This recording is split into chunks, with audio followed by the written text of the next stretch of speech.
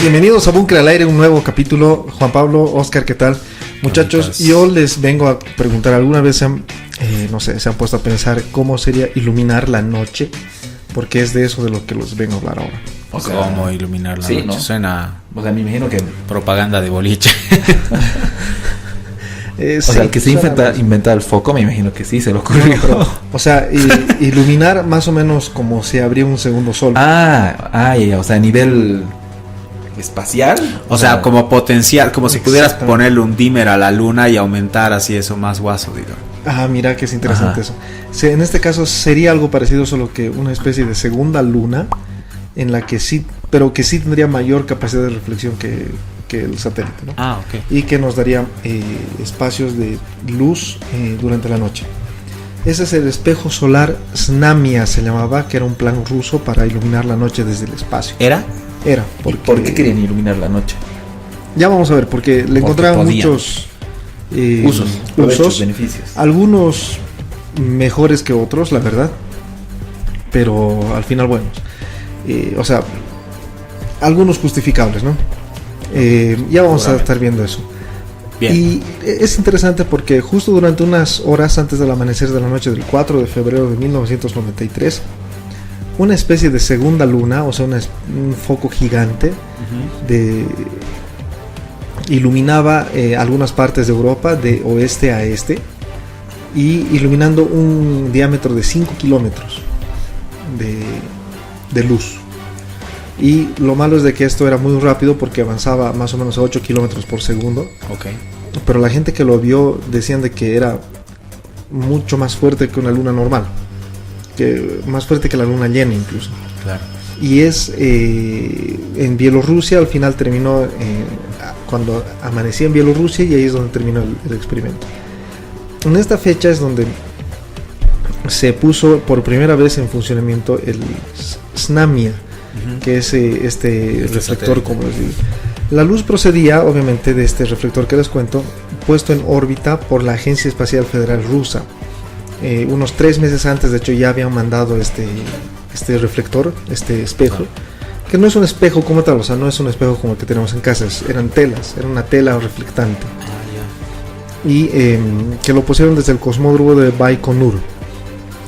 Znamia, que significa bandera o estandarte en ruso, era un satélite artificial experimental para estudiar la viabilidad de utilizar espejos espaciales para iluminar una determinada parte nocturna del planeta, utilizando los mismos rayos del sol, más o menos de la misma manera en que un niño hace rebotar la luz con un espejito, y entonces en lugares oscuros. Algo que no estoy entendiendo, ¿dónde iban a reflejarlo? ¿En la luna? No, a la Tierra. A la Tierra. O sea, zonas en Rusia más que todo. Al inicio quieren iluminar Rusia durante la noche. Con la luz del sol. Con la luz que está del en sol. Otro hemisferio. Exacto. Pero esa luz, ¿dónde le iban a hacer rebotar? En ese... En el Znamia. Znamia, exacto. En ese reflector Znamia. Ya. Claro, era como un rebotador que tenían arriba. Exactamente. Ya. Claro, porque para hacer rebotar necesitas... De hecho, prácticamente era una segunda luna. ¿Que tenía forma esférica? No. Sí. Ahora sí he terminado de comprender. Ya, sigamos. Era crear una segunda luna, pero hecha de tela plana, o sea, plano y hecho de tela, que ayudaba a reflectar muchas veces más la cantidad que la luz lunar, o sea, que la luz reflecta, puede llegar a dar. Porque la luna hace eso. Exacto. Claro, en realidad es un rebotador. Claro, es un rebotador del sol, sí. Y era prácticamente lo mismo, solo que con tela, como les digo. Ya.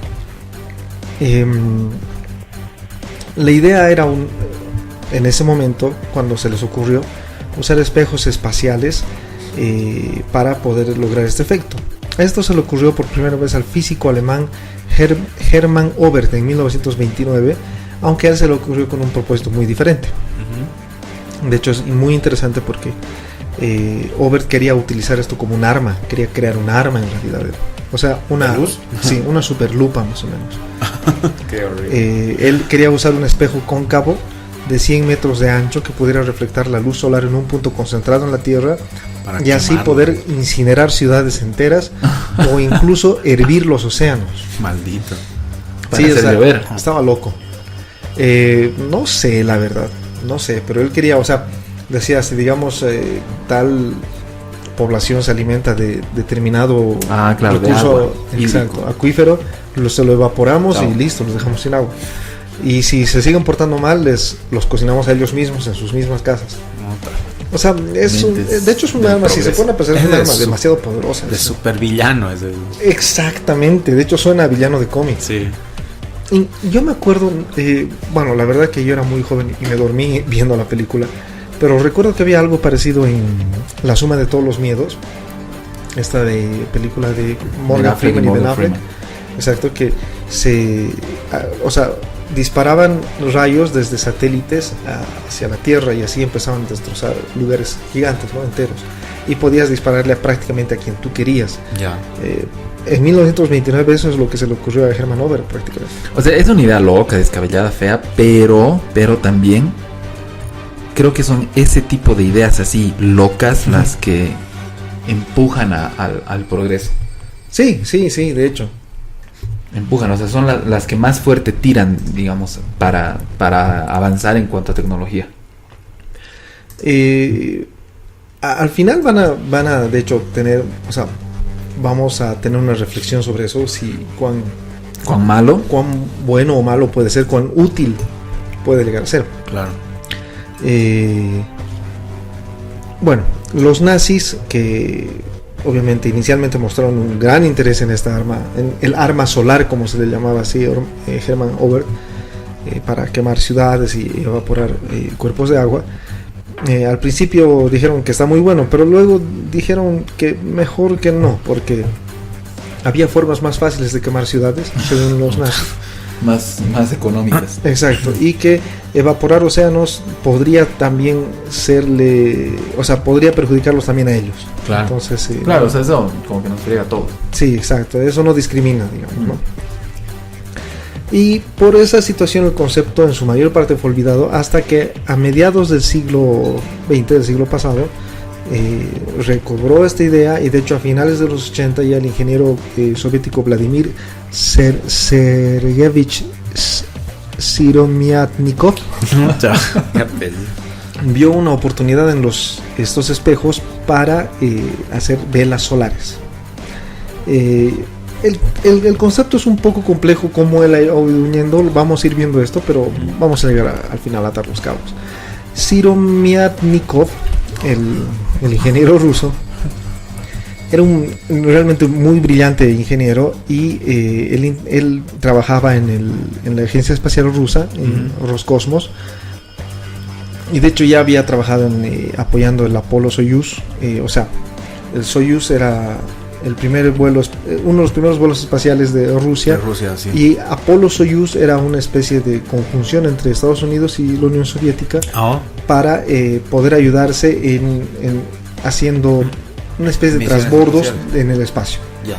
Utilizaban la tecnología, de hecho la estación Mir, el observatorio Mir, ahora ya se lo ha cambiado por la Estación Espacial Internacional, Sí. pero la estación Mir era prácticamente rusa antes, o sea, era enteramente tecnología rusa, y no se la pudo superar hasta recién que la IE, la Estación Espacial Internacional, la ha suplido hace, no sé, unos cuantos años atrás, no son muchos.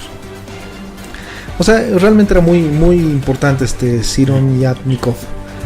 Y a él le interesaban mucho las velas solares. Es un método de propulsión, estas velas solares de naves espaciales, que utilizan la presión de la radiación del Sol y las estrellas distantes para viajar por el espacio. Por eso se le llama vela solar, porque es impulsada por radiación solar. Y eso obviamente puede impulsar objetos en el espacio. Igual que un velero aprovecha la fuerza del viento, ¿verdad? Claro. En los lagos, en los mares, en los ríos incluso. Se requiere de velas solares también muy enormes, muy grandes, para que la presión de la radiación del Sol, que es muy débil, o sea, se necesita por eso una vela muy grande, pueda empujar una nave espacial. Y de hecho ellos decían de que una vela solar de 800 por 800 metros, o sea, imagínense, era realmente gigante, podría llevar una carga de 2 toneladas hasta Marte en 400 días. O sea, en Poco más de un año. sí, en 13 Un año meses. y 13 meses y 2 semanas más o menos. Claro, un año, sí. Podría llevar una carga de 2 toneladas a Marte. Y eso sería gratis. O sea, no usaríamos ni combustible químico, ni combustible a base de explosión, ni combustible nada. Eso es solo la radiación. Viento solar también se le llama eso. La radiación solar. O sea, si se ponen a pensar para viajes espaciales es muy interesante Sí, el uso que se le puede dar. Así, no, en condiciones normales, si se podría decir, no se puede decir, pero la tecnología normal que se tiene, ¿en cuánto tiempo, sabes? ¿Cuánto tiempo se llega a Marte? Más o menos 3 meses. Y eso es un año y algo, ¿no? Claro, el otro es 1 año y 1 mes y medio. Claro, pero vas gratis. Pero claro, exacto, o sea, prácticamente es ponerlo en el espacio y de ahí lo lleva tranquilo. O sea, no tienes un gasto de recursos extra. Imagínate que no tienes que llevar tanques de combustible, no tienes que... Te liberas de un montón de recursos claro, que hacen que los viajes espaciales sean cada vez más complicados. O sea, ¿por qué nos ha vuelto de hecho a...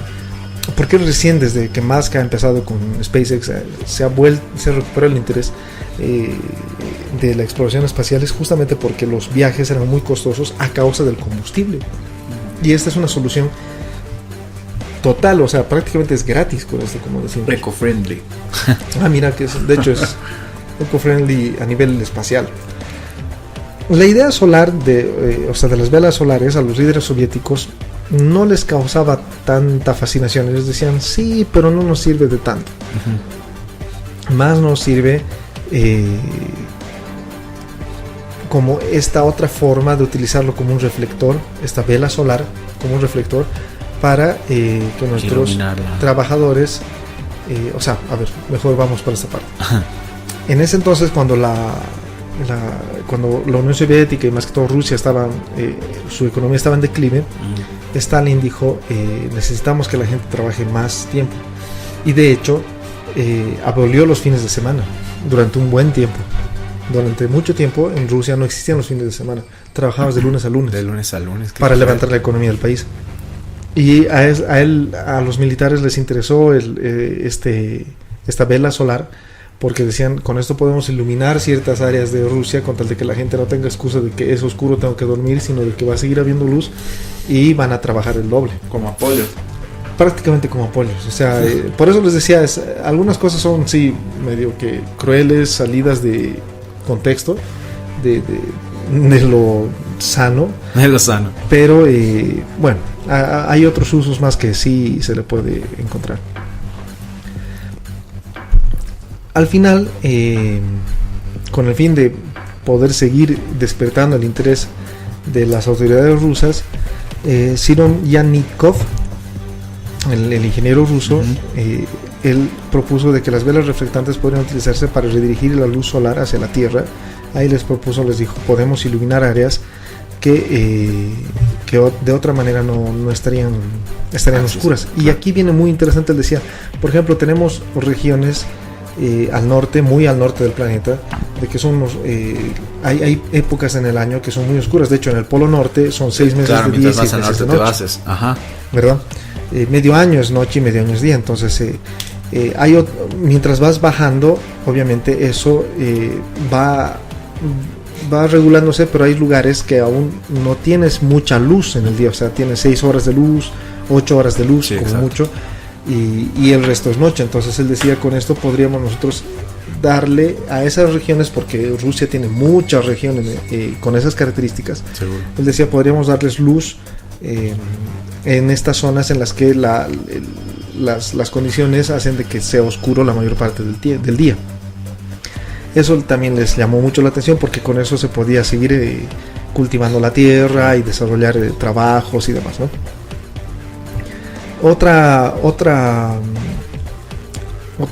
Bueno, eso además reduciría también esto de la luz, o sea, generar una segunda luna, reduciría el uso de luz eléctrica, porque recordemos que en la URSS en ese entonces no se pagaba electricidad, o sea, la gente no tenía una factura de luz que pagar.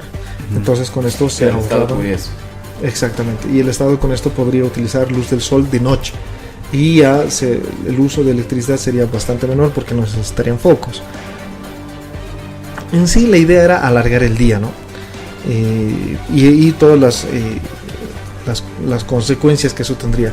Algo que a mí me pareció muy interesante, realmente muy, muy bueno, fue de que decía, en desastres naturales, terremotos, huracanes, deslizamientos y demás, las tareas de rescate y recuperación podrían ser 24 horas si es de que logramos dirigir luz, la luz en este lugar determinado.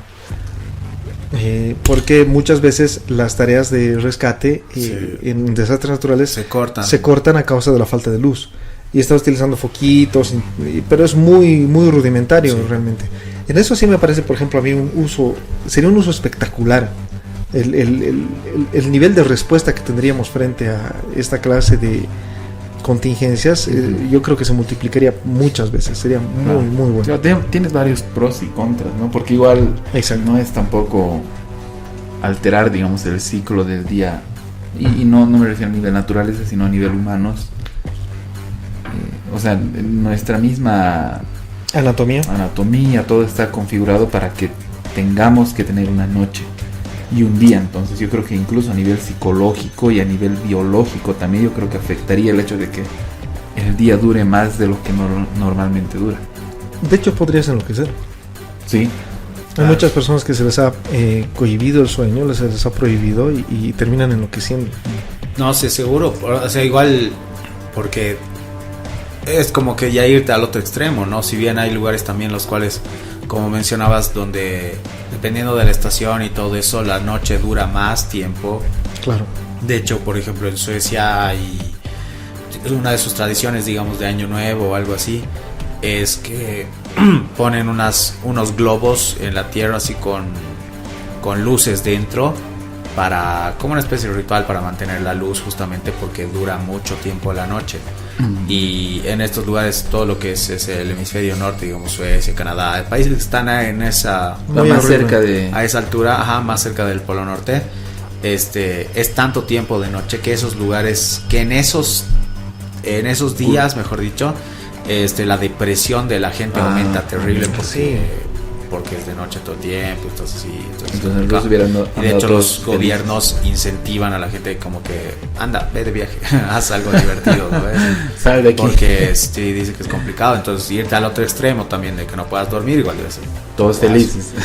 No creo que todos felices, sino igual te debes volver loco, claro, igual te puedes deprimir seriamente o deprimir, claro. Peor todavía si te hacen trabajar los 7 días, que abusivo. Bueno, la cuestión es de que el 4 de febrero del 93 el Snamia 2 de hecho se llamaba, se desacopló y desplegó un reflector Millar de 20 metros de diámetro en el espacio. Se le dio un giro lento al satélite para que las fuerzas centrífugas mantuvieran el reflector desplegado, y ya que no tenía un marco de soporte, o sea, se movía y eso hacía de que la tela siga abierta, digamos, ¿no? Giraba y eso hacía que la tela se mantenga abierta. Y entonces el espejo funcionó, y en las primeras horas, justo antes del amanecer, un punto de luz de, como les decía, 5 kilómetros de diámetro recorría la superficie del planeta a una velocidad de 8 kilómetros por segundo, comenzando en Francia, pasando Suiza, Alemania, República Checa, Polonia y al final en Bielorrusia, donde desapareció ya con el amanecer. Desafortunadamente el tiempo, y esto es algo que no habían pensado y creo que tampoco pensamos nosotros ahora antes que llegue a este punto, estaba muy nublado ese día, entonces no hubo muchos testigos de lo que pasó en la Tierra. Estaba nublado, pero el brillo resultó también ser mucho menor a lo que se esperaba. Era solo como una luna brillante, una luna llena. Tenía esa capacidad. Aunque el experimento duró un par de horas, el satélite se desorientó y al final se quemó en la atmósfera todo esto. Y ahí quedó. Pero dijeron, lo hemos logrado, tenemos que proseguir con los experimentos para mejorar el sistema. Y lo consiguieron. El éxito del Snamia 2 obviamente los animó y a los científicos soviéticos, y entonces empezaron a preparar el siguiente, que iba a ser más grande. El segundo lanzamiento era para 1999. El Snamia 2.5 se llamaba así, el 2.5 iba a llevar una vela ligeramente mayor de 25 metros de diámetro y se esperaba que brille más y más o menos como 10 lunas llenas. O sea, bastante más. Y emitiría un rayo más grande, o sea, de 7 kilómetros de diámetro.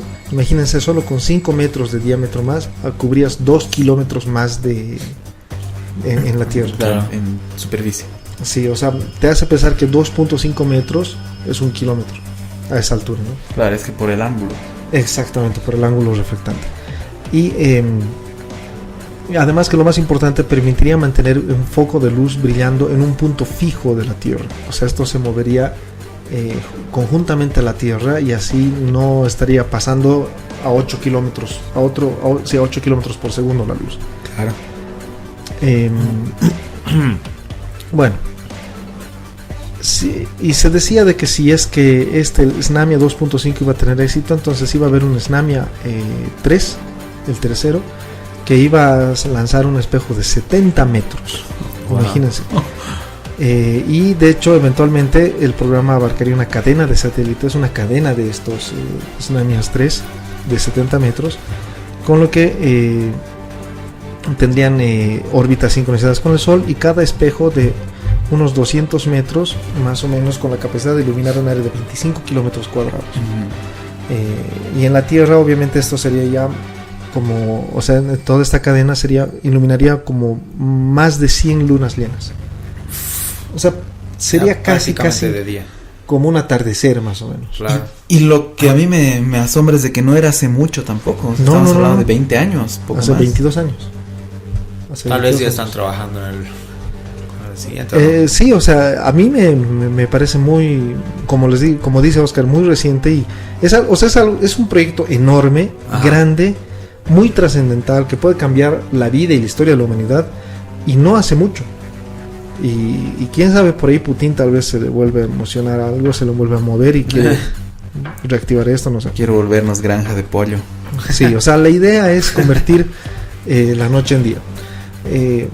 Para infortunio de los ingenieros rusos, el Snamia 2.5 falló porque cuando se estaba desplegando la vela, la tela se enganchó en una de las antenas de la estación espacial, de la Mir, y obviamente, como era una tela delicada, entonces se rasgó y empezó a partirse. Y bueno, ya con las finanzas rusas en ese momento que estaban en ruinas tras la ruptura de la Unión Soviética y demás, el gobierno ruso decidió no darle más presupuesto a al proyecto, este proyecto científico, y desde entonces la misión ha sido cancelada, pero no desechada.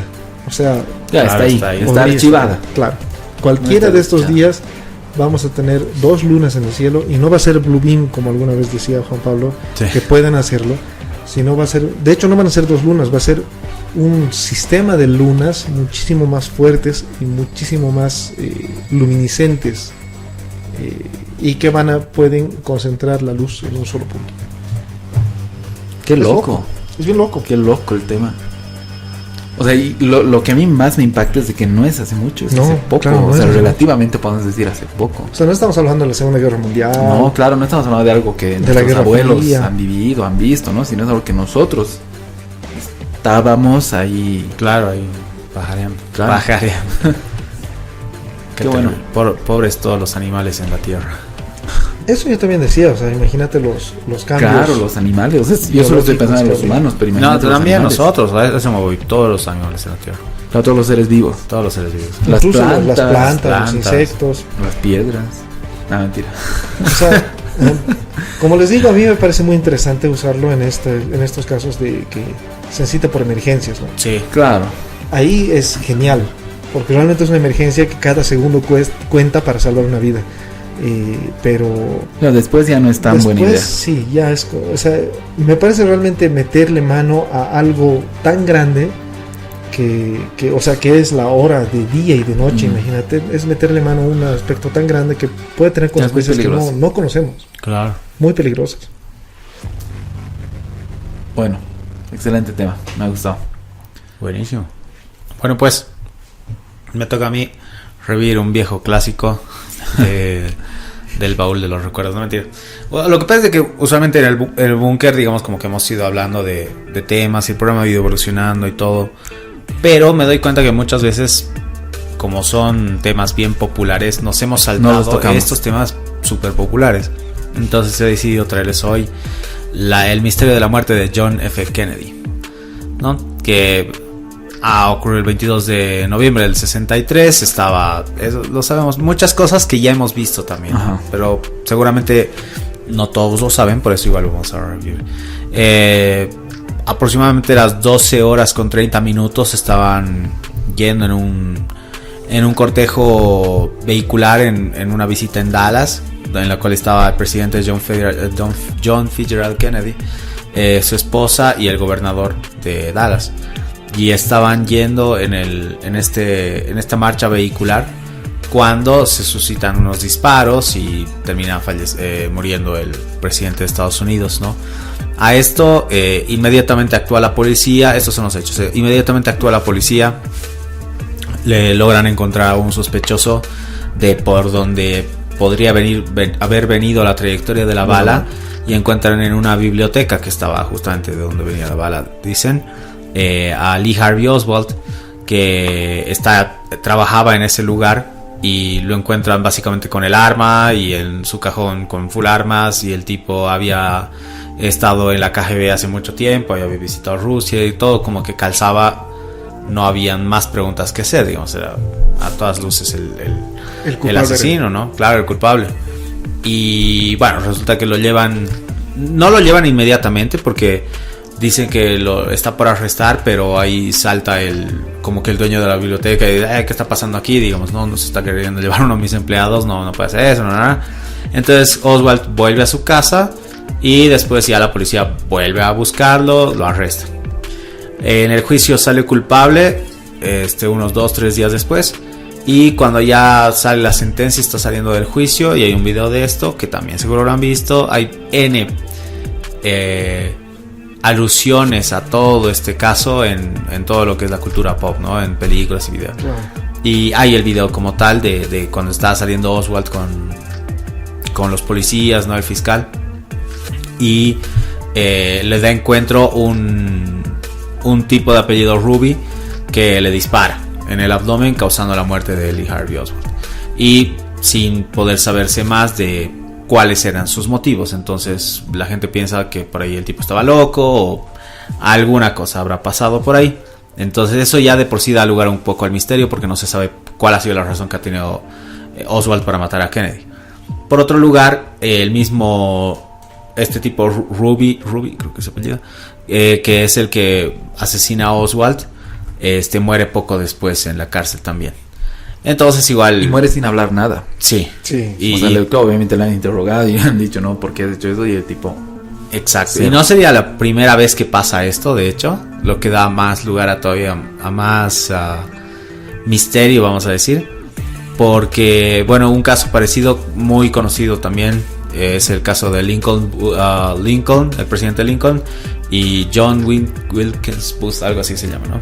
Apellida Booth, el tipo, que es el asesino de Lincoln. Era un actor que lo encuentra a Lincoln en el teatro, y pum, igual le dispara. De eso sí hemos hablado en el búnker. ¿De Lincoln? No, de esa similitud que había. Creo que tú, no me acuerdo quién, pero hablamos de la similitud. Creo que hemos hablado de similitudes en la historia, cosas que se han repetido. La muerte de Lincoln y de Kennedy. O sea, habían coincidencias así como para decir de que se repitió la historia, como que exactamente se igual. Sí, porque igual lo mismo después John Wilkes Booth. Igual exactamente después de haberlo matado a Lincoln, se va a juicio, lo matan a él, y lo mismo se repite, ¿no? Igual también hay el caso de un atentado fallido contra el presidente Reagan, y bueno, el caso de atentado al Papa Juan Pablo II. Estos son más o menos atentados, ¿no?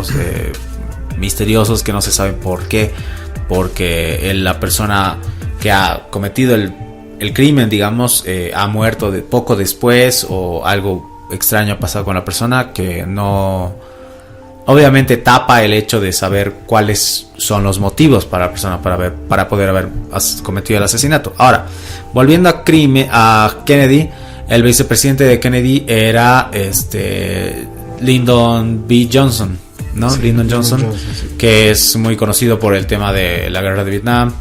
Y Bueno, obviamente él salta a la presidencia, perdón, y una de las primeras cosas que comanda es justamente realizar la investigación del asesinato de Kennedy. Entonces ahí se empiezan a investigar, no había mucho más que investigar aparentemente, porque como les digo, el tema de Oswald era aparentemente ¿no ves? O sea, como que no había muchas más vueltas que dar. No, sin embargo, esto es lo que se llama el informe Warren. Algunas personas que están como que apegadas al misterio del asesinato de Kennedy piensan que hay muchas cosas que no calzan bien, que se entrecruzan, incluso con que se llama la recreación de los hechos, ¿no? Del asesinato de Kennedy. Hay varias personas que le llaman la bala mágica porque dicen que la bala tendría que haber dado una curva para poder haber dado en el blanco, por lo cual se maneja la teoría de que había más de un disparador en todo esto, y de que Lee Harvey Oswald al final es un poco demasiado sospechoso para lo normal, ¿no? Entonces, y todo eso da lugar al misterio, como que algún otro motivo habrá podido haber. Ahí entran los motivos. ¿Por qué habrían querido matar a Kennedy? Bueno, hay varias cosas entre lo que he investigado y alguna cosa que había escuchado por ahí extra. Una de esas, se maneja estas dos figuras de Kennedy, ¿no? Una que es el Kennedy buen tipo, el presidente del mundo pueblo, libre, todo lo que quieras. Y que lo habrían matado justamente porque estaba amenazando a las fechorías de las personas malvadas, esferas de poder. Exacto. Una de esas sería justamente Lyndon Johnson, que tenía mucha cola por detrás y que ya de por sí estaba enfrentando juicios por corrupción, por otro tipo de cosas, ¿no? Y que la iba a llevar re mal. Y de hecho había una relación ya gastada entre Kennedy y Johnson, y bueno, parecía que el tipo iba a caer al bote. Entonces, con la muerte de Kennedy, salta Johnson a la presidencia y obviamente todo esto se olvida, ¿no ve? Otra posible motivante, digamos, está el hecho de que Kennedy estaba igual investigando el tema tratando de quitarle, ¿cómo se puede decir? Cambiar la administración o regenerar la administración de los servicios secretos estadounidenses. Esto es el FBI y la CIA. Porque había mucha corrupción, piensa él, no sé qué, y obviamente si te metes con esos peces, pues peligroso, ¿no? Entonces esa es otra teoría que igual se maneja. La otra teoría igual de que también se había metido con la familia Rothschild, si no me equivoco, que banqueros, igual les estaba queriendo quitar la administración igual del Banco Central Americano, ¿no? De la Reserva Federal y demás.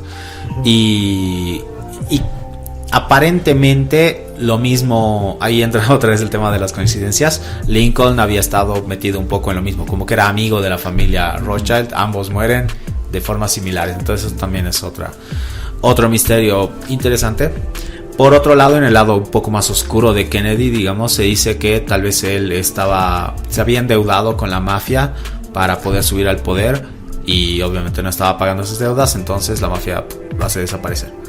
Por otro lado, había también el Kennedy había generado todos los planes para hacerlo desaparecer a Fidel Castro del mapa, y sí, había escuchado eso. Y que, bueno, obviamente esto no les habría gustado a los cubanos y pues igual lo han hecho desaparecer por ese lado, ¿no? También se dice que igual entre todas estas motivaciones está el hecho de que Kennedy, ahí entran igual también los Rothschild, que Kennedy estaba como que evadiendo cualquier tipo de conflicto con Rusia en su momento, que los rusos ponían los misiles cubanos y que decidió, ok, ya vamos a tratar de manejarlo de otra forma, digamos, ¿no? Sin tratar de entrar a la guerra como tal. Y ahí entraría igual también estas familias poderosas y como que, incluso la CIA, que no les habría gustado mucho, que básicamente es como su marca país, ¿no? De estos cuates. Entonces, les habría perjudicado mucho en ese sentido y por eso se habría confabulado todo esto. Entonces, esas son como que las teorías. Yo igual manejaba, o alguna vez escuché una teoría que decía que en un discurso Kennedy ya bordea, y este discurso lo pueden encontrar en YouTube también, que de hecho lo buscan así como que el discurso que provocó que Kennedy muera, ¿no? El minuto 33 te sorprenderá. Y en este discurso Kennedy bordea la posibilidad de dar a conocer al mundo la existencia de fuerzas alienígenas en nuestro planeta actuando, y que también obviamente eso causaría que la CIA confabule en contra de John Kennedy, ¿no? Ahora tenemos otra figura también que parece en 1994 un ex militar que se llamaba, ¿dónde está? Acá está, James Files. Ya era un militar que alguna vez había trabajado con la CIA en algún par de oportunidades. En el 94 él se confiesa como el único responsable del asesinato de Kennedy. Sí. Ajá. ¿Quién, perdón? James Files. ¿Ya?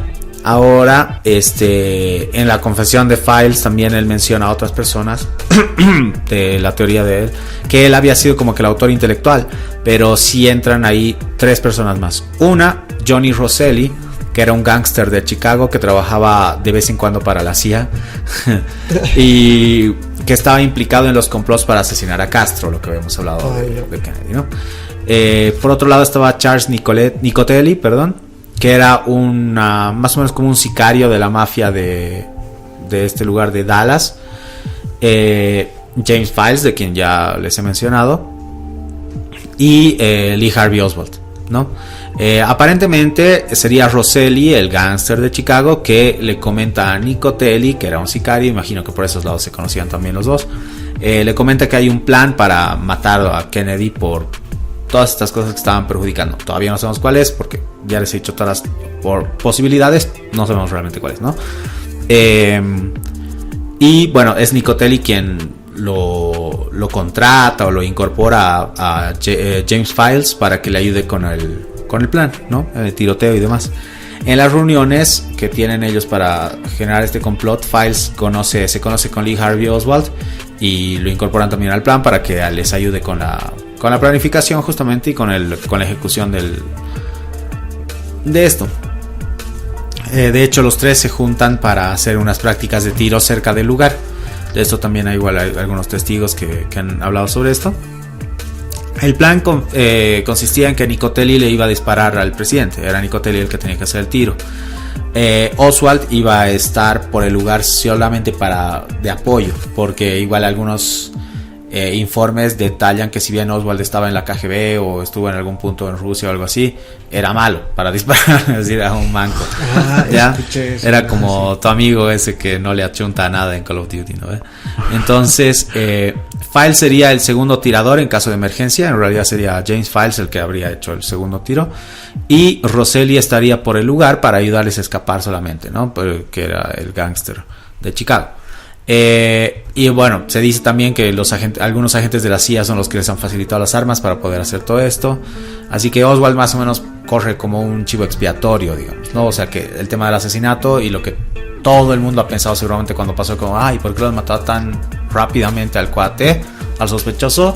Como que se confirmaría ahí para eliminar los cabos sueltos, ¿no? Deshacer la evidencia. Exacto. Y bueno, la ubicación de las personas sería que Oswald estaba en la biblioteca, tal cual como se ha marcado.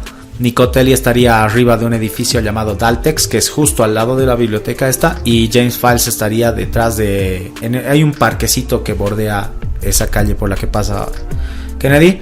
Estaría detrás de una valla en un montículo, igual con su arma también.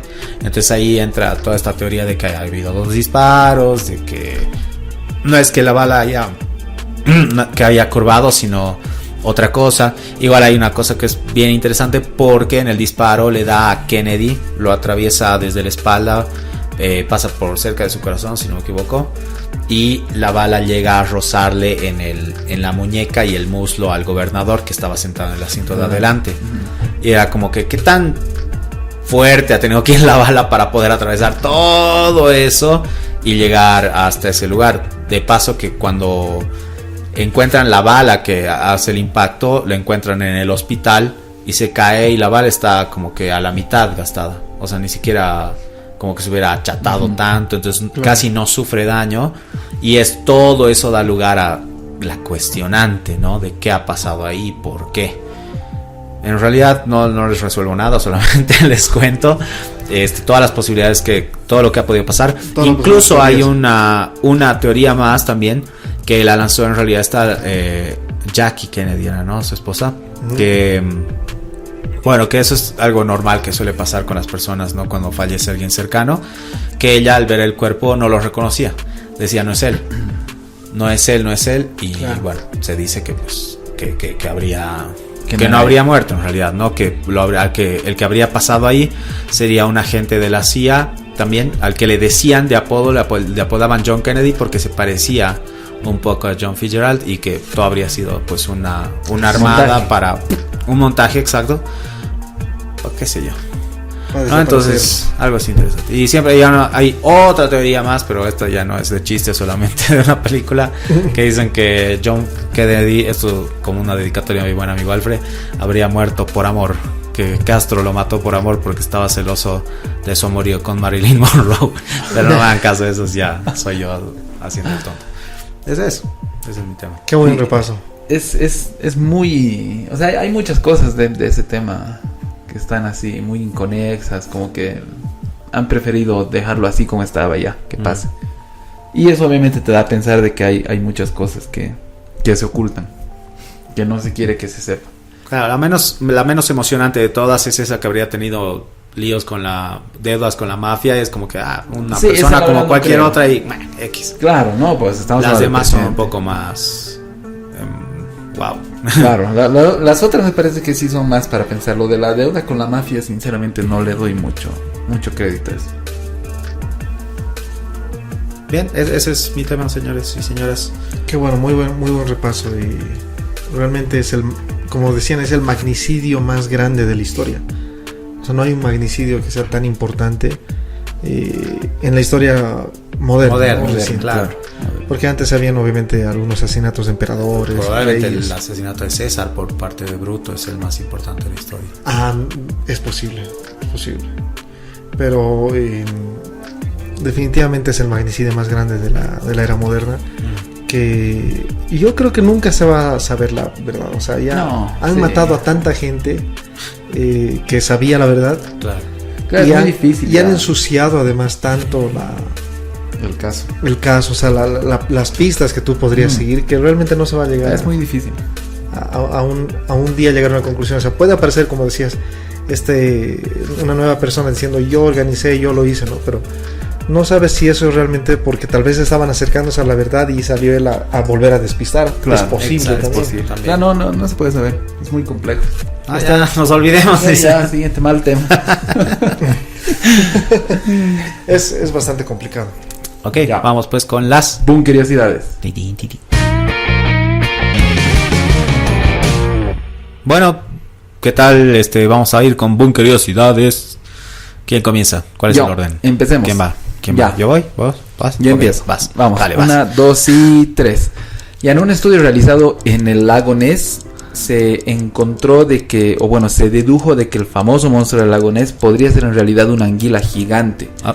¿Por qué? Porque hay muchos rastros de ADN de anguila ahí en el mismo lago. Estos estudios dicen de que nuestros datos no revelan su tamaño, pero la gran cantidad de material dice que no podemos descartar la posibilidad de que haya anguilas gigantes en el lago Ness, por lo que la hipótesis de una anguila gigante es plausible. Qué interesante. O sea, sí se creen lo de una anguila gigante, pero no un dinosaurio. No, es un bicho así, no. Pero sí puede ser Ok. una anguila gigante. Bien, Ya, ¿quién sigue? sigamos. 1, Raulín. 2, 3. Ya. Esto me pareció muy interesante. Todos sabemos que Bill Gates es un genio, pero él dice que cuando llegaba a su oficina, para saber ya quiénes habían llegado antes que él, o sea, quiénes ya estaban en su puesto de trabajo, solo con mirar los autos él se aprendió los modelos y las placas de los autos de cada uno de sus trabajadores. Y entonces él daba un vistazo y ya sabía quiénes estaban, han llegado. quiénes no. Psicópata. Sí, o sea, Qué capo. dice que después Tiempo. dejó de hacerlo porque ya la empresa creció mucho, tenía muchos empleados y era Claro, cada vez más imagínate. difícil, pero al principio lo hacía así. Qué crack. Más o menos como 30 empleados él sabía, los controlaba de esa manera. Qué bueno. Ya, sigamos. Vamos. Bien, el elefante, es súper cortito. El elefante es el único animal con 4 rodillas. Y me ha puesto a pensar, y creo que sí, porque de hecho los rinocerontes, no. Los hipopótamos Cierto. tampoco. Qué estúpido. Pero qué cierto. Era una curiosidad más estúpida y más más capciosa creo que hemos lanzado. Es Los totalmente hipopótamos cierto. y los rinocerontes Claro, tampoco, ¿no? O sea, tienen articulaciones, pero rodillas como tal, no. No sé por qué causa tanta gracia. Ya, sigamos. Sí, Dale, los guacho. rinocerontes no tienen. Estoy viendo ahorita No, un no rinoceronte tiene. y efectivamente no Solo tienen. los Sí. elefantes tienen 4. Alguna vez había escuchado eso, pero no le había dado tanta importancia como ahora. Qué bueno. Ya. Ya, vamos. Para hacer conversación en las fiestas, digamos. Para romper el hielo. Para romper ¿Sabías el de que hielo, los- Hola, amiga. ¿Cómo era? ¿Sabías Si- que- Si te preguntan dónde lo escuchaste en el búnker. Claro. Esta clase de cosas salen en el búnker. Ya, vamos. Ya. El 9 de abril de 2019 hubo una foto que se hizo súper viral en Twitter de que, bueno, fue publicada por un equipo del ejército indio en el que mostraron un supuesto hallazgo de las huellas de Yeti que en el Himalaya. Okay. Estas huellas tenían las dimensiones de 81 por 38 centímetros. Wow. Vamos a poner la foto, las imágenes obviamente. Bueno, esa es Bien. toda la curiosidad. Vamos a poner las imágenes ahí Pues realmente en- gigante. Sí, en YouTube. Son grandes. Ahora, no se sabe si serán ciertas, ¿no? O sea, ¿por qué motivo lo habrán hecho? En Facebook. Las fotos van en Facebook. En Facebook y desde el anterior Y- capítulo la estamos subiendo también en el... En el un show video. tuve. Claro, en YouTube ahí va a aparecer la imagen. Nice. Ya, Aquí está sigamos. Raúl. Vamos. 2, 3. Ya. Bueno, en China, el primer hueso de dinosaurio que encontraron pensaron de que era de un dragón. Oh. Y bueno, en realidad era de un dinosaurio, pero de ahí viene toda esta situación de las criaturas la mitológicas. cultura china y los dragones. Claro. Exactamente. Pensaron que O sea, era de un para ellos dragón. es tan real así, digamos, ¿no? Como que, le hemos encontrado la prueba de un dragón. De la Exacto, existencia sí, de un sí. dragón. Oye, qué Pensaban que era la interesante. prueba de que era un Lo dragón. que a mí, o sea, no es como que vas a creerles a todos, pero me parece como que asienta un poco más el hecho de que tal vez sí han existido dragones en algún punto. Exactamente. Y de hecho, después en la siguiente curiosidad les voy a comentar otra situación que también es como que casa mucho con eso. Ya. Awesome. Bien, Vamos. voy yo. Esto lo había escuchado igual alguna vez, que los CDs han sido diseñados para recibir 72 minutos de música porque es la duración de la 9ª sinfonía de Beethoven. Ah, sí. No Sí. tenía ni idea de eso. Me parece un poco raro que lo diseñan así a propósito, no me la termino de creer, pero Sí, yo interesante. tampoco creo. Romántico. O sea, yo creo que Romántico. más por tema de... Claro, no, Mega, cuando ¿no? diseñas algo que es funcional, lo haces Claro. más, pues lo que No, te es toque, los- lo que te o sea, toque. el CD de audio está determinado por la distancia que recorre, no tanto por la capacidad de almacenamiento. Entonces tú dices el tamaño lo han hecho a propósito Claro, para el eso. tamaño es para que entre en la 9ª sinfonía. Ah. Y Ah. Y eso es, o sea, si se dan cuenta se pueden hacer CDs más pequeños, por eso habían los Los mini mini CDs disc, claro. que se podía hacer más pequeño. Me imagino que también más grande. Lo hicieron así de un tamaño lo más Compacto. Compact Sí, o sea, disc. entre compacto, pero CD. de una buena cantidad, digamos, de tiempo Claro. de almacenamiento. Ya. Mira, bueno, entonces tal vez sí. Ok. Sigamos. De Vamos. Guachín. Oski. Ya, sí me había confundido, no sabía quién empezaba. Entonces, otra vez, ya, vamos. Lawrence Fishburne, o sea, los que no lo conocen por ese nombre, es el que hace de Morfeo en Matrix. Producirá y protagonizará una serie que se llama Rendlesham, que es una miniserie de hecho de 8 episodios que se inspira en el incidente ovni más importante que sucedió sobre el territorio británico y uno de los más documentados por la ufología. Esto sucedió en 1980 cerca de 2 bases militares ahí en Inglaterra. Ese va a ser tema del siguiente capítulo del búnker. Pero Ah, qué bueno. la bunkerosidad es esa de que Lawrence Fishburne va Está a haciendo una programa producir de y protagonizar farándula la hasta serie. ahora. ¿Ah? Es programa de farándula esto. Sí. Ya vamos. Noto cada vez que hay un acercamiento de, o sea, no solo la gente en general, sino celebridades, autoridades al tema ufológico. Es justamente también otro tema que voy a compartir en el futuro, en el futuro capítulo, sobre este acercamiento al contacto extraterrestre y con lo que va a pasar en junio del 2019, 2021, que estén atentos porque vamos a hablar de eso en el siguiente programa, pero me parece que va muy casado con eso. ¿Qué va a pasar en junio de 2021? Ya vamos, En teoría ya vamos a vamos a ver. entrar en contacto, no sé qué, ¿no? Se va a desclasificar la información Claro, oficial. desclasificar. Pero bueno, eso es. Ya, y vamos a escucharlo. larguísimo Vamos a tema. adentrarnos en otro Exacto. hasta el próximo momento. programa, ¿no? Vamos a ver si llega a pasar realmente. Si Sí, no vamos. pasa, no vamos a hablar nada. Así. Vamos a borrar este programa. Playing de safe. YouTube. Ya, vamos. Ya. Así como pasó con los huesos de dinosaurio que pensaron que era dragón en China, exactamente pasó lo mismo con huesos de mamut que pensaron los griegos y todos los de esa parte del Mediterráneo que eran cráneos de cíclopes, porque el mamut tiene justamente la forma. O sea, no tenían los colmillos, pero tenían el hueco aquí al medio su cráneo tiene un hueco de la nariz, sí. ¿Verdad? Y pensaban de que decían no puede ser otra cosa que el espacio de sus ojos. Entonces ahí nació de que los cíclopes eran gigantes. Claro. Qué interesante.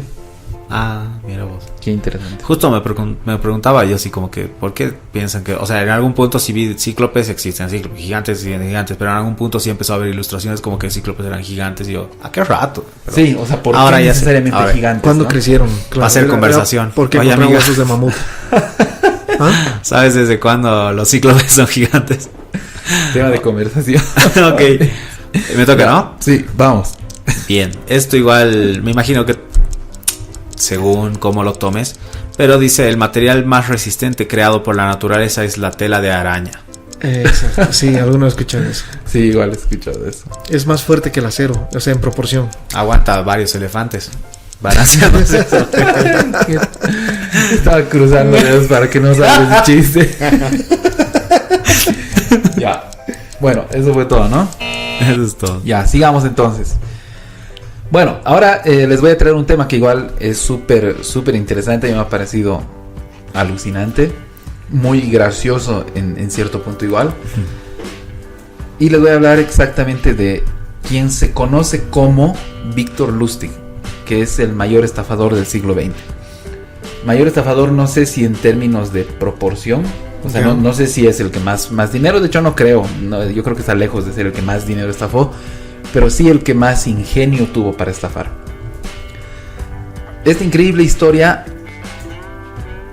reúne estafas en las que están incluidas Al Capone, en las que está igual la fabricación, entre comillas, fabricación de una máquina de copiar dinero, y hasta el punto de llegar a vender la Torre Eiffel.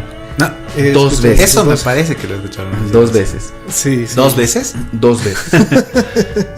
Por todas estas cosas es de que a Victor Lustig como que se le dio el título honorífico del mayor estafador del siglo XX. Ahora, ¿quién era este tipo? Específicamente no se sabe, de hecho, o sea, es tan misterioso este estafador, sí, de que no se sabe oficialmente su nombre. Esto lo dice un investigador que incluso escribió un libro, o sea, que realmente se tomó la molestia de buscar quién era.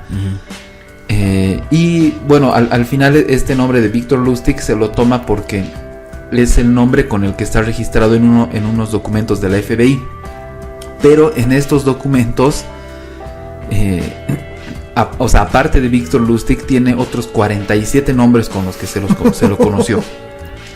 Varían, o sea, no son así tan diametralmente opuestos todos, algunos sí, pero en algunos como que va variando un poquito, digamos, ¿no? El nombre como tal. Claro, como digamos Victorino Lustig, digamos, algo así.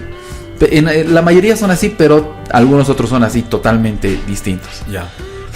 Aparte también de que tenían 47 nombres en este documento del FBI, también se puede ver de que hay un registro de al menos de 45 arrestos.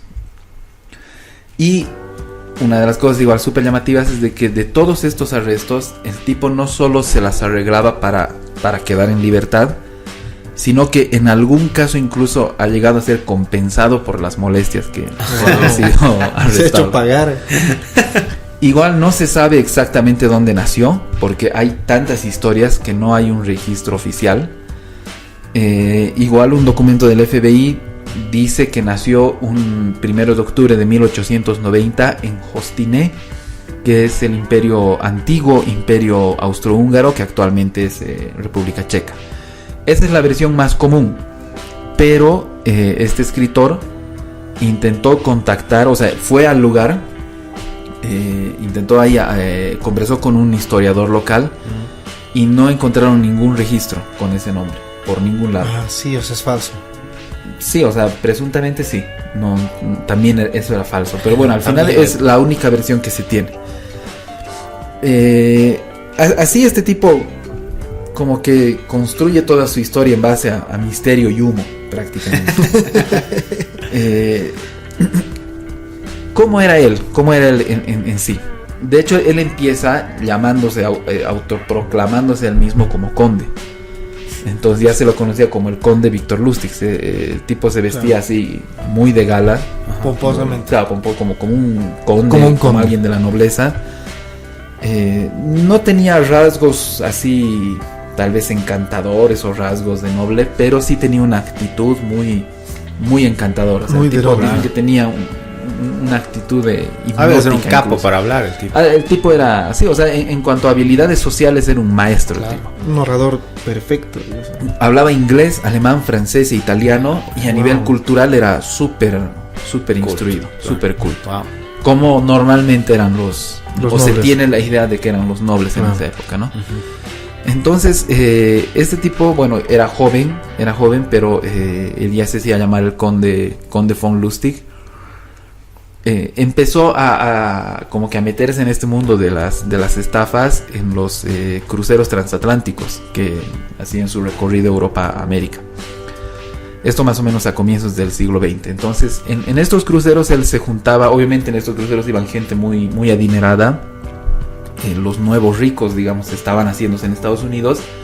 Entonces iban, ¿no?, entre Europa, América, y su idea era contactarlos a esta sociedad, meterse entre ellos. Entonces, una vez con ellos, como el tipo era así súper entrador, me imagino, súper encantador, como que se los ganaba de entrada, les caía súper bien. El tipo jugaba póker con estos tipos. A veces se dice que igual era muy capo para jugar póker, era un crack, y que a veces se dejaba ganar como para ir creando, ¿no?, una relación de amistad, de confianza y todo. Claro, para no verse tan capo y que no quieras jugar con él, o sea, no levantar sospechas. Exacto, si no lo veías como uno más como tú. Igual como obviamente en teoría era un conde, entonces siempre era muy opulente, los invitaba a cenar, les invitaba de los mejores champanes, agasajaba a todo dar a los tipos. Y cuando ya se ganaba su confianza, es ahí cuando los estafaba. Exactamente cómo, no sé, no he encontrado alguna información de cómo. Pero me imagino que tal vez les decía hacer negocios, ¿no? Les decía, necesito tal capital para hacer este negocio, algo, y después desaparecía. O sea, una vez que les robaba, desaparecía y luego volvía a aparecer en otro crucero para seguir haciendo de las suyas. Luego ya, en 1924... el tema de los cruceros se habían suspendido por el tema de la Primera Guerra también que había quedado y todo eso. Uh-huh. Como que se suspendieron, y ahí Víctor Lustig ve a Estados Unidos como un lugar con más oportunidad, porque obviamente después de la guerra como que Europa quedó muy golpeada. Uh-huh. Claro, muy destruida. Claro, no había dinero como para robar, no había tanto dinero para robar, y en Estados Unidos sí, que quedó mucho mejor parada y estaba como que empezando a escalar, surgir. Entonces, bueno, ahí en Estados Unidos conoce a otro estafador que igual era un vividor de aquellos, de que le enseñó, como que le perfeccionó sus dotes de estafador. Yeah. Junto a este tipo que se llama Nicky Arnstein, igual así haciendo algunas estafas, algunas cosas, logra conseguir Lustig, logra hacerse de un par de bonos. Me imagino que eran como una especie de bonos, sí, o sea, bonos del banco, como, no me acuerdo qué se llama. Como billetes también, pues. Sí, más o menos como billetes, pero no son billetes, sino es como un documento que dice que tienes tanto dinero. Una especie de acción más. Exacto, algo así. Ajá. Se hizo con 2 bonos de $25,000, pero eran reales, o sea, él los consiguió de manera real, no son falsificados. Pero este tipo, en vez de gastarlos, en vez de ir al banco, canjear sus 2 bonos y salir con $50,000, el tipo dijo, en vez de hacer eso, mejor vamos a un banco.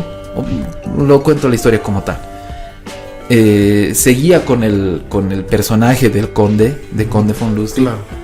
Y obviamente el tipo como que era, o sea, daba la impresión de que era un aristócrata europeo que se fue de Europa. Prácticamente escapó de Europa por la guerra. Con todo su dinero. Con todo lo que pudo recuperar de su dinero, porque en teoría tenía más, pero tuvo que reducirlo a eso. y estaba yendo a Estados Unidos a la tierra de las oportunidades, la clásica historia. Probar invertir. fortuna. A invertir, claro. Estaba llevando ese su dinero, entonces él quería, le cuenta al banco, al banco, al director. De hecho, se reúne con el director del banco para contarle todo esto.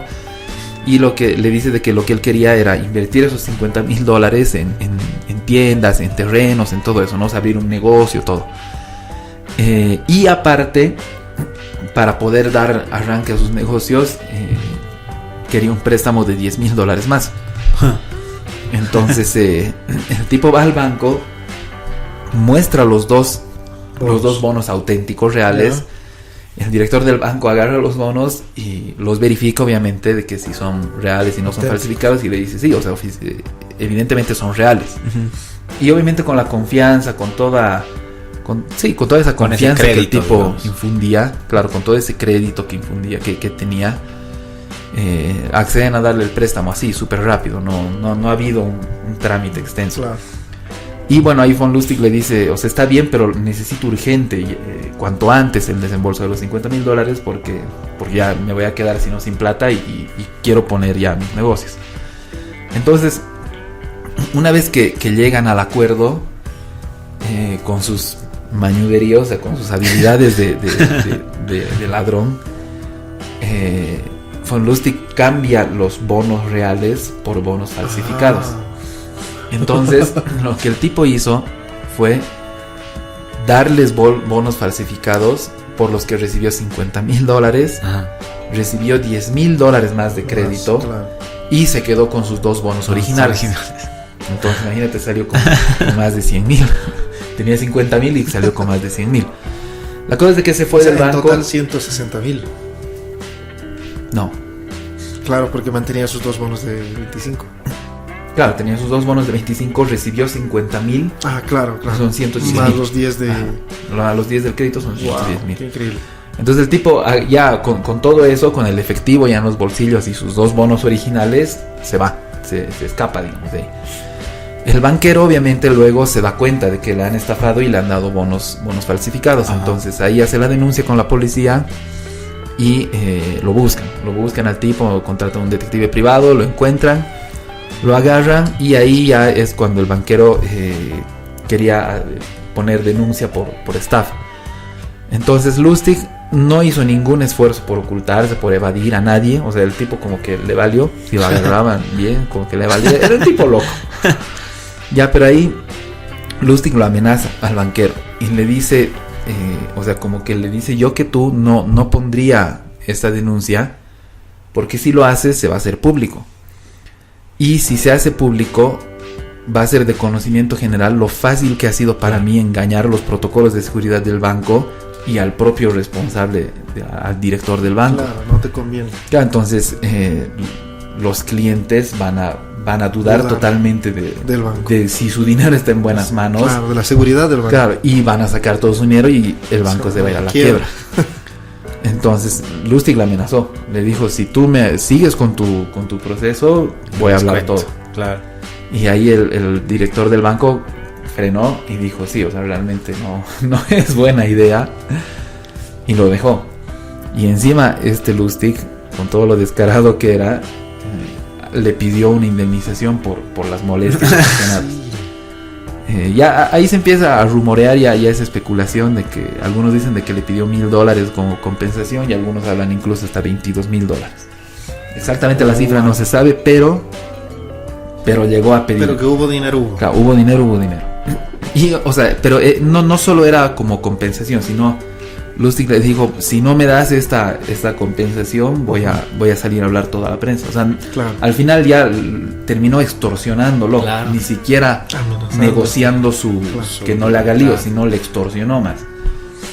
Y bueno, ahí esa historia quedó. El tipo se quedó con todo el dinero y con su compensación más por las molestias ocasionadas. Luego seguía en Estados Unidos Victor Lustig, y ahí es cuando se le ocurre la igual disparatada idea de ir con Al Capone. Lo conoce y ya empieza como que a hablarle de hacer negocios a Al Capone. Y aquí yo creo que demuestra un poco la locura que tenía. O sea, él realmente, Victor Lustig, no estafaba tanto por tener dinero, sino yo creo por el placer, de saberse más claro, de sentirse superior, de tomarles el pelo al resto. Porque este timo que le hace Al Capone no es una estafa como tal, pero sí lo deja como que a un nivel muy tonto. Un pecadillo como alguna vez. Ya, la cosa es de que obviamente sabemos quién era Al Capone, sabemos lo duro, lo drástico, lo mafioso que era, y aún así Victor Lustig va y le pide $50,000 de préstamo.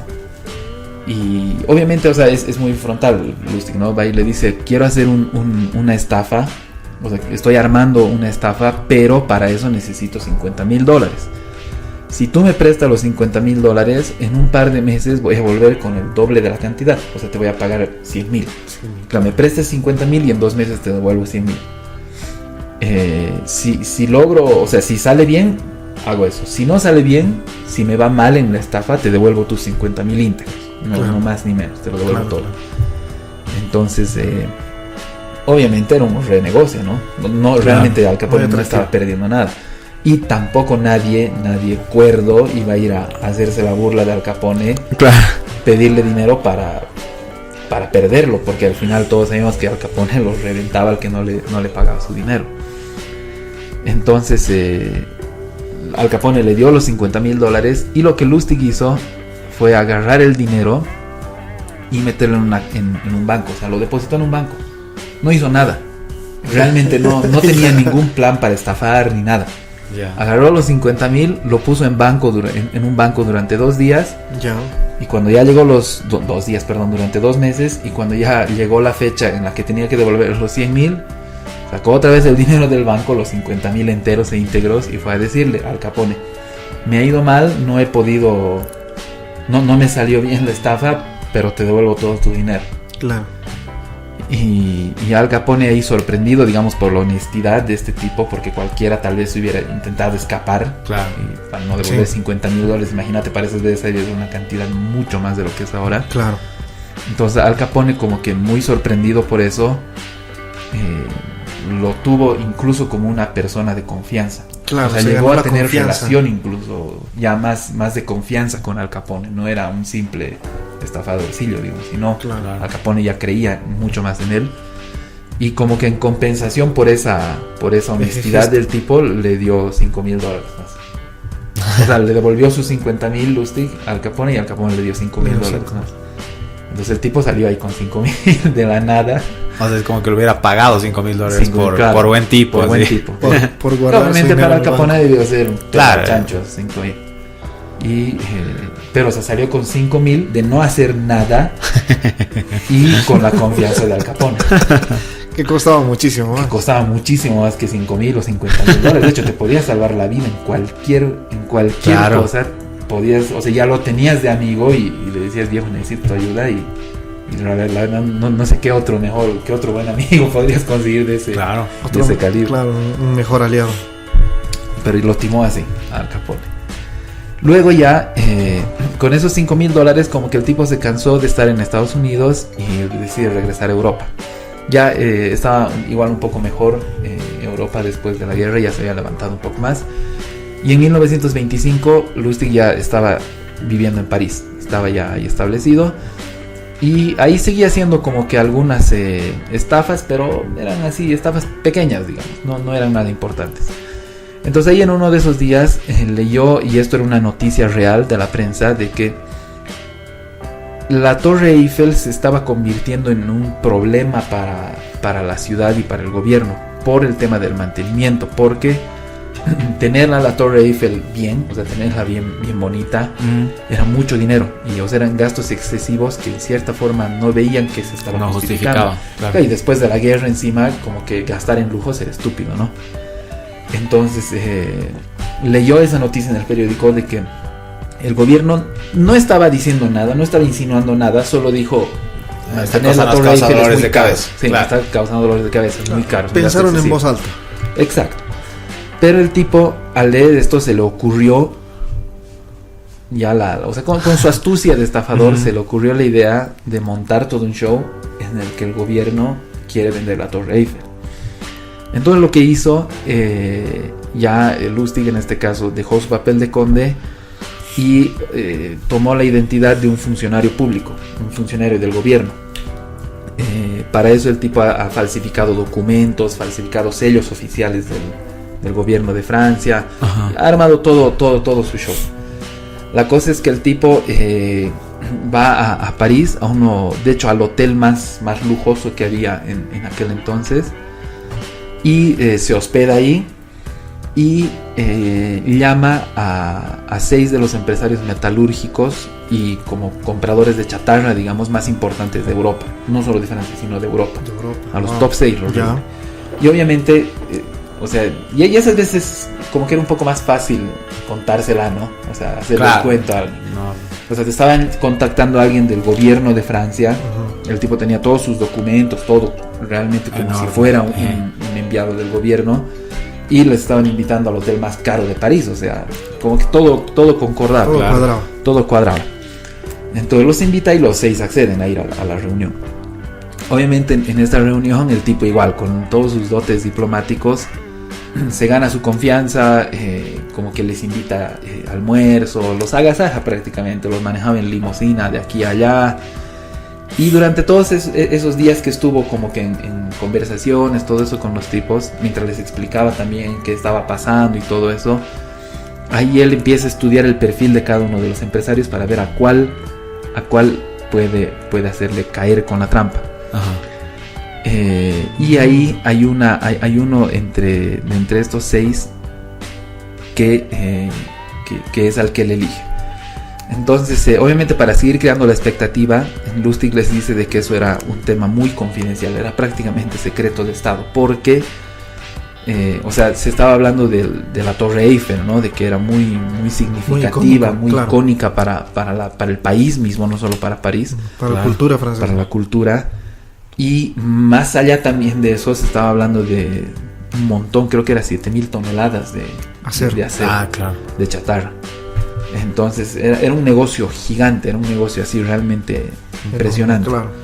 Y por eso no se podía saber, no se podía divulgar, y por eso les ha pedido la máxima confidencialidad posible. Por eso los ha elegido a los 6 más top, porque él confiaba en que eran los hombres más profesionales, más de negocio y todo. O sea, se las ha dorado una maravilla la película. Y les dijo, no, vamos a analizar con quién podemos hacer el negocio, y uno de ustedes va a ser el que se va a adjudicar, digamos, la venta, la compra en este caso. No, la venta en este caso es correcto. Entonces, ahí después de varias cenas, almuerzos que los llevaba en limusinas, ya da con un perfil, con uno de estos empresarios, que era André Poisson. Y este era un distribuidor de chatarra, pero ¿por qué lo elige André Poisson? Prácticamente por 2 puntos. Uno, porque tenía ya un historial, o sea, Lustig se enteró que este Poisson tenía un historial de corrupción con el gobierno, o sea, ya había hecho algunos sobornos. Entonces, como que era más fácil. Era más fácil hablarle de cosas irregulares. Claro, de cosas un poco ya más raras. Punto 1 y punto 2, porque este Poisson, si bien era un hombre con dinero, pero no terminaba de consagrarse como uno de los empresarios de las grandes ligas de Francia. Y el tipo buscaba siempre, o sea, el tipo siempre estaba en esa pesquisa de intentar encontrar un negocio que lo coloque ahí en la alta esfera. Entonces ahí dijo, este tipo es el perfil ideal, perfecto, porque esto o sea, si el tipo va a pensar, si cierro este negocio, si compro la Torre Eiffel, voy a hacer una cantidad de dinero, voy a por fin estar donde quiera estar. Y encima tenía su perfil ya de corrupto. Entonces ya ahí Lustig ya se reúne en privado con él, ya no con el resto, diciéndole, o sea, mira, yo sé que tú como que ya sabes de estas cosas y yo también estoy necesitando dinero, entonces lo arreglaremos entre nosotros, la clásica. Y obviamente este Poisson accedió a la primera, y fue con él con el que ya hizo el trato, ¿no? La idea era de que, o sea, la idea de Lustig obviamente no era cobrar todo el dinero. O sea, el tipo era súper inteligente. Claro. Se había dado cuenta de que si cobraba el dinero en una sola, iba a ser demasiado dinero en físico, porque a veces no se manejaba cuentas bancarias, tarjetas, Claro, ni nada, claro. sino literalmente tenías en tu bolsa, creo, los billetes.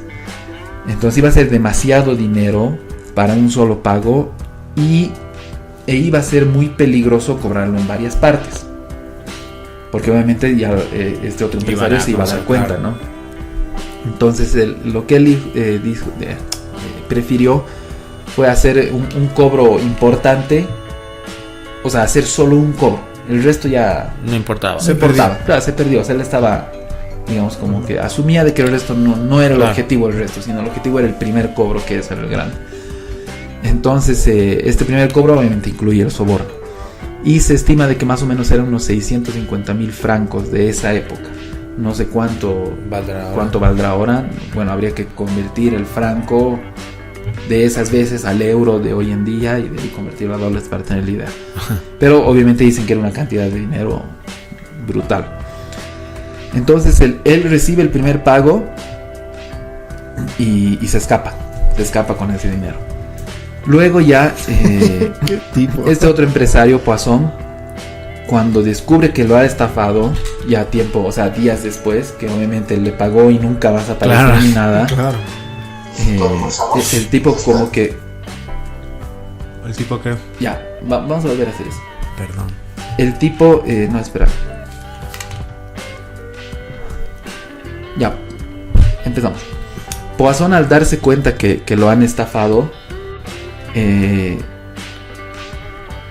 o sea, no llega a presentar la denuncia. Y eso es algo raro. Porque era algo oscuro, digamos. No, sino porque le daba vergüenza. Ah, Porque era tan estúpido, o sea, era tan tan inverosímil. inverosímil que le iba a dar mucha vergüenza que salga a la luz pública que Semejante tomada claro, de pelo. semejante tomada de Claro. pelo. Claro. Un tipo X viene a decirte que están vendiendo la torre. O sea, torre. literalmente como que no se puede decir, vamos a vender el Illimani. y bueno, para los que no conozcan, el Illimani es una ciudad. Una ciudad. Es una Montaña. es un nevado, es Sí. una montaña nevada aquí en La Paz. Es como que- vender la Estatua de la Libertad, Sí, es más o como menos vender el algo Big así. Bang. Exactamente, es como vender algo así. Claro. Y no, o sea, iba a quedar muy en ridículo. Y encima ese tipo como que siempre estaba intentando cuidar su imagen para llegar a las grandes ligas. Entonces, por eso cuando se da cuenta que lo han estafado, el tipo No se lo calla, denunció. no lo No. denunció y quedó así.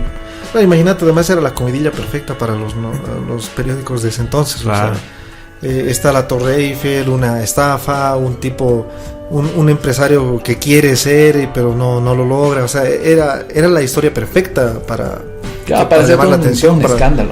Exacto. Para armar todo un show. Bueno, al final Lustig agarró todo ese dinero y se va de paseo por Europa. Está durante un tiempo ahí sonceando en Europa. Me imagino que se cansa de estar en Europa, vuelve a Estados Unidos. El tipo siempre iba así, entre Ya. Europa, Estados Unidos, obviamente con todo el dinero que estafaba, se daba la vida.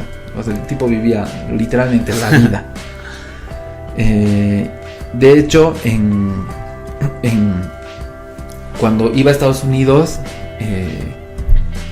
o sea, ya pasa una etapa el tipo en Europa y luego vuelve a Estados Unidos a volver a hacer sus fechorías. Y cuando vaya, se hacía pasar ya por productor musical en Broadway. Entonces iba igual a empresarios a venderle supuestamente los derechos de un musical que no existía. Ah, Entonces se estima que igual de esta forma el tipo como que estafó unos $40,000 o $50,000. Que como digo, en esa época era un montón de dinero. claro. Malandro. Y sí, o sea, el tipo se hacía pasar de todo. Y por eso también me imagino que tenía 47 nombres en el registro Claro. del FBI. Ya una vez que estaba haciéndose pasar por productor de Broadway, nuevamente el tipo, me imagino que se cansa otra vez de estar en Estados Unidos y decide volver a París para volver a hacer la estafa de la Vender Torre otra vez. Eiffel. Otra vez. Otra vez. O sea, el mismo cuento, hacerlo con el tema de la Torre Eiffel. Repitió otra vez lo mismo, o sea, paso a paso se hizo pasar por funcionario del gobierno, así todo lujoso, ha reunido una cantidad de empresarios top y todo eso. Pero en esta ocasión ya o sea, el timado entre comillas ya no cayó tan redondo en la trampa, se dio cuenta y lo denunció. Entonces ahí es cuando la policía ya lo empezó a buscar y tuvo que escapar de Francia. A Estados Unidos. A Estados Unidos. Una vez que llega a Estados Unidos, el tipo sigue. Y con otro invento que me parece igual súper genial, si se podría decir, que se llama la caja rumana. Este es un invento, entre comillas, se podría decir que ha fabricado, porque realmente no creo que haya fabricado nada. Ya nada puedes creer. Sí, era una caja que copiaba dinero. Ya. Entonces, ¿Cómo se llamaba la caja? Rumana. O sea, la idea de esta máquina, entre comillas, porque era cualquier cosa, era súper sencillo. O sea, el tipo introducía un billete de $100 y la máquina te botaba otra réplica así perfecta, igual. ¿Cuál era el truco? De que esta máquina tardaba entre 6 a 8 horas en imprimir, se puede decir, en sacar un nuevo billete. La vaina, ya. Y esto es lo peor. O sea, la máquina realmente no fabricaba nuevos billetes, no copiaba billetes. Claro. Lo que Lustig hacía era meter unos 2 o 3 billetes de $100 y, o sea, y él les mostraba, ¿no? Cuando iba con algún palurdo. Pase, vea. Claro, mira, estoy metiendo este billete. La maravilla del mundo moderno. Le presento la caja rumana. Metía un billete y la máquina botaba otro billete que él ya lo había metido, es un billete original. Claro. Entonces botaba ese billete en el lapso de 6 a 8 horas y le decía, mira, este es el billete que ha fabricado, vamos al banco que tú quieras para que lo revisen, vas a ver que no van a detectar que es falso. Y iban a un banco, lo hacían revisar con expertos y, o sea, el billete pasaba y no, la persona que estaba con él estaba maravillada, decían, he encontrado la gallina de los huevos de oro, literalmente. y se la vendía por miles de dólares. Algunos dicen $30,000 más o menos vendía cada caja. Y obviamente tenía 2 billetes por dentro. $200, claro. Sí, claro. Ponte $1,000 en el peor de los casos. Era muy consciente del concepto de inversión, ¿no? O sea, como que arriesgaba y después sacaba, ¿no? Claro, el tipo era un genio. y como tardaba entre 6 a 8 horas y tenía 2 billetes, entonces tenía más o menos entre 12 a 16 horas de ventaja hasta que la otra persona se dé cuenta que lo habían estafado. Porque ya después que botaba el segundo billete no pasaba más con la máquina. Claro. Y ahí cuando lo querían buscar ya estaba en Francia, 6 horas lejos. En Francia. Y así, y el tipo empezó a estafar así ya con la caja rumana. Luego ya Estados Unidos empezó a entrar en crisis casi ya por el tema de la Gran Depresión. Y ahí es cuando, en esa época, al final se quedó en Estados Unidos, ¿no? Ya no podía volver a Europa porque estaba estaba buscado el tipo en Europa. Entonces ahí en Estados Unidos lo que él decide hacer ya era imprimir billetes, ya no fabricar cositas, ¿no? O sea, me imagino que ha dicho ya, vamos a subir un nivel. Y él empieza a imprimir billetes. Aquí es cuando ya, digamos, la búsqueda hacia él se vuelve un poco más intensa, porque ya no estaba estafando a civiles, sino estaba metiéndose directamente ya con la economía de Estados Unidos, con el gobierno. Entonces el servicio secreto ya empieza a tomar el caso y ellos ya son los que empiezan a buscar. Y obviamente ahí es cuando se complica más. Al final, Lustig fabrica placas para imprimir billetes y empieza a imprimir un montón de billetes que los pone en circulación. Y entre todo eso ya un agente del servicio secreto que se llama Peter Rubano es el que lo atrapa finalmente a Victor Lustig, y obviamente le hacen juicio y todo, ¿no? Ya en el juicio se conoce de que más o menos la cantidad de dinero que el tipo ha impreso y ha puesto en circulación ha superado los $2 millones. ¡Wow! Para esas épocas. $2 millones en billetes falsos de $100 que el tipo imprimía. Obviamente atraparlo tampoco ha sido nada fácil, porque de hecho Lustig viajaba con un baúl, con una maletita en la que todos pensaban de que ahí tenía dinero o armas o algo así. Claro. Pero una vez que lo agarraron, abrieron la maleta y lo único que encontraron era disfraces. Claro. Disfraces de cura, de portero, de cargador de maletas, cosas que el tipo cuando estaba, o sea, literalmente era como, no sé, como superhéroe. Estaba en aprietos y ¡pum!, aparecía con otra ropa ya. Y así los burlaba a todos. Entonces... eran armas mucho más poderosas. Claro, eran mucho más inteligentes. Y bueno, al final ya con todo esto lo agarran a mediados de 1935. Este agente Peter Rubano consigue capturarlo. Me estaba olvidando, en esta maleta, aparte de los disfraces, encontraron una llave. Y bueno, al final lo hicieron hablar. Y esa llave era de un casillero que estaba ahí en un metro, en el que dentro tenía unos cuantos billetes, creo que tenía $50,000, creo, impresos, o sea, de los falsificados, y las placas con las que imprimía los billetes. Bueno, ya una vez que lo agarran... Mira, esa figura es muy utilizada en películas. Eso de que sí, lo meten en un casillero. En un casillero, claro, y tienen ahí un recurso, sí, por si acaso. Como un backup. Bueno, ya una vez que lo agarran, como dijimos, más o menos a mediados de 1935, ahí es donde lo capturan, pero el 1 de septiembre del mismo año, o sea, apenas unos meses después, Lustig, que estaba ya en prisión, o sea, en Manhattan, estaba en una cárcel de Manhattan, el tipo se las idea para poder escapar de su celda. No sé cómo, pero de alguna forma logra cortar las rejas de la ventana en la que estaba, y ahí se cuelga con una cuerda. Con una cuerda que hizo de sus sábanas, se cuelga de ahí. Y esto no sé igual si ya es leyenda o es qué, pero dicen que cuando él notó que los policías estaban viendo, obviamente, que un tipo estaba ahí colgado, él se hizo pasar como limpiador de ventanas. Así, sacó su trapito y empezaba a limpiar las ventanas, y poco a poco, así, o sea, tranquilo, no es de que rápido se agotaba y no nada, sino tranquilo. Como que los despistó con eso, y cuando llegó abajo se fue, despidió, chao, así, fue como un limpiador de ventanas. Eso no sé si es verdad, la verdad que suena ya demasiado perfecto. Sí, demasiado perfecto para ser cierto.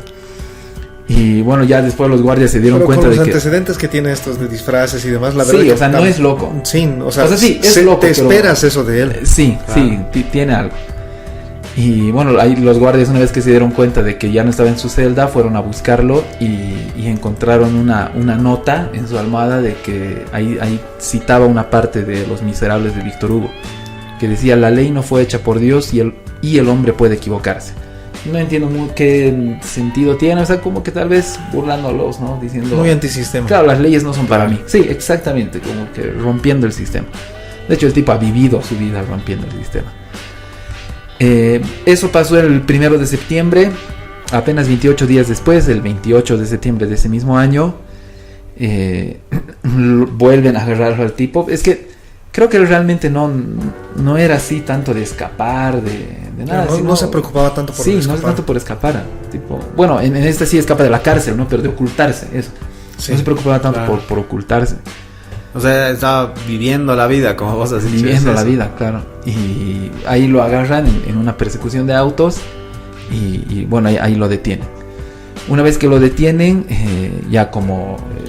o sea, ha logrado escapar de una forma tan ridícula, o dejando tan ridícula la seguridad de la cárcel, lo deciden mandarlo a Alcatraz. Alcatraz ya llega un 27 de abril de 1936, pero ahí llega con el nombre de Robert Miller y con una condena de 20 años de cárcel. Coincidentemente ahí se encuentra con Al Capone igual, dentro de la cárcel se encuentran y bueno, ahí están. Pero desde aquí ya Víctor Lustig, bueno, vamos a llamarlo Víctor Lustig porque desde el principio se lo conoce así. Tal vez realmente se llamaba Robert Miller, no creo, porque el tipo era europeo y Robert Miller, bueno, tal vez en inglés, pero no, claro. Sí, bueno, no se sabe. Ya no importa. Víctor Lustig. Al final aquí empieza a pasarla ya realmente muy mal. Todo el tiempo pedía citas médicas y al principio creían que era una más de sus mañas para querer escapar. Pero bueno, ya en un momento ya el tipo realmente se pone mal, lo mandan a un centro médico o sea, sale de Alcatraz, lo mandan a Springfield, a Missouri, y ahí los doctores encuentran que realmente estaba enfermo. El tipo tenía neumonía, una neumonía fregada, y ya para el 11 de marzo de 1947 fallece. Ahí muere Víctor Lustig. Otro dato curioso es de que en su dato biográfico confirmado y en el certificado de muerte que emitieron ahí en el hospital, en su ocupación registraron como falsificador, pero lo que nadie entiende es por qué pusieron aprendiz de vendedor, que está ahí y eso está en internet, ese certificado, sí, de la FBI, de que dice aprendiz de vendedor como su ocupación. Ya para terminar, en todo el tiempo que estuvo en la cárcel, Víctor Lustig escribió como un código de conducta para los que se vayan a dedicar al oficio de estafador. Y escribió los 10 mandamientos de un estafador. Ah, qué bueno. El primero dice: sé un oyente paciente. Segundo mandamiento: nunca te muestres aburrido. Tercer mandamiento: espera a que la otra persona revele sus opiniones políticas y luego concuerda con ella. Cuarto: deja que la otra persona revele sus puntos de vista sobre la religión y luego ten los mismos. Punto 5: alude al sexo, pero no le des curso a esa conversación a menos que la otra persona muestre mucho interés. Punto 6: nunca discutas enfermedades a menos de que te muestren una preocupación especial. Punto 7: nunca te inmiscuyas en las circunstancias personales de la otra persona, te lo revelará todo eventualmente. Punto 8: nunca alardees, deja que tu importancia sea discretamente obvia. Punto 9: nunca seas desordenado. Y punto 10: nunca te emborraches. Y esos son los 10 mandamientos del falsificador, del estafador más grande del siglo XX. Y se dan cuenta, todos estos puntos son muy relacionados a generar empatía. Claro. O sea, son habilidades sociales. Claro, son habilidades sociales de una persona que es muy empática. O sea, que te cae súper bien de primera. Que se gana la confianza. Que se gana la confianza, exacto. Sí. Muy rápido, muy pronto. Espectacular. A medida que escucho, que escuchando, como que me pone mucho a pensar. No sé si, no creo. He buscado porque estaba buscando en internet. No he encontrado los datos. Quisiera que sea cierto que el personaje del Acertijo esté inspirado en él. De Batman. Se me hace así muy, como que calza muy bien. Un tipo que quiere demostrar lo inteligente que es. Muy irreverente.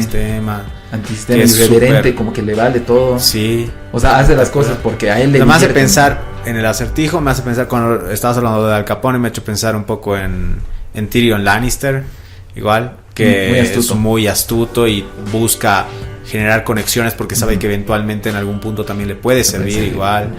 Y finalmente también en Carmen Sandiego, que es una ladrona de monumentos gigantes, digamos, de la Torre, cosas así. Qué loco, qué interesante personaje. Es muy de ficción, realmente suena como... Me suena muy parecido a esta película Atrápame si puedes. Sí. Frank Abagnale. Abagnale, exacto. Entre los dos se hubieran entendido muy bien, yo creo. Porque igual utilizaba disfraces, utilizaba empatía, nombres distintos. Me imagino que profesiones distintas igual. Claro. Se hacía pasar por distintas cosas. De hecho, Abagnale hablaba mucho sobre la actitud. Él decía, si tienes la actitud correcta, puedes pasar por quien sea y nunca te van a pedir ni siquiera... ¿Identificación? Claro, una identificación, un documento, un respaldo, exacto. Él decía, si te vistes bien y tienes la actitud, entonces te puedes pasar. Y de hecho esto me recuerda alguna vez cuando dirigí un corto de cine y Oscar estabas vestido de médico. Ah, sí. Y o sea, el corto trataba en un hospital. Sobre un hospital, un caso en un hospital. Ajá. Y Oscar yo lo puse como actor secundario de médico. Era extra, digamos. Casi un extra, porque tenías un par de líneas. Pero él estaba ahí parado, vestido de médico, y las enfermeras pasaban y lo saludaban como doctor. Claro. De hecho, él se metía a lugares, o sea, ya así, haciendo travesuras, digamos, a modo de travesuras, se metía a lugares en los que no podíamos un poquito más, o sea, más adentro. Que el público de afuera no podía ingresar. Y él entraba normal y entraba con la actitud de doctor y las enfermeras le saludaban y le dejaban pasar y entraba normal. Sí. Claro, sí, eso es como... Tiene un nombre, ¿no? Del poder que tiene el traje, digamos, ¿no? Y después de ahí en más si tienes la seguridad, porque a veces por ahí te vistes y estás como, ay, no sé, cuidado no me pesquen, pero si estás así como claro, que si estás tranquis metido en el personaje, y estás, sí, qué sé yo, ponerle con una bata de doctor o algo así, la gente te cree, ¿no? Claro. O si te ve, igual cuando estaba comenzando pues lo de la pandemia, igual yo estaba iba a comprar con mi traje de astronauta, pues no ves, y todo bien equipado, y iba a pagar, digamos, del banco, que sé yo, qué tal, y me paraba ahí, y la gente así, disculpe señor, pero no, yo no trabajo aquí, estoy haciendo fila como los demás, ¿no? Entonces sí, es loco, ¿no? Un disfraz, una maleta de disfraces, qué buen tema, viejo. Es un arma ideal, es un arma perfecta esa maleta de disfraces, la verdad. A mí me ha fascinado. Sí, buenísimo.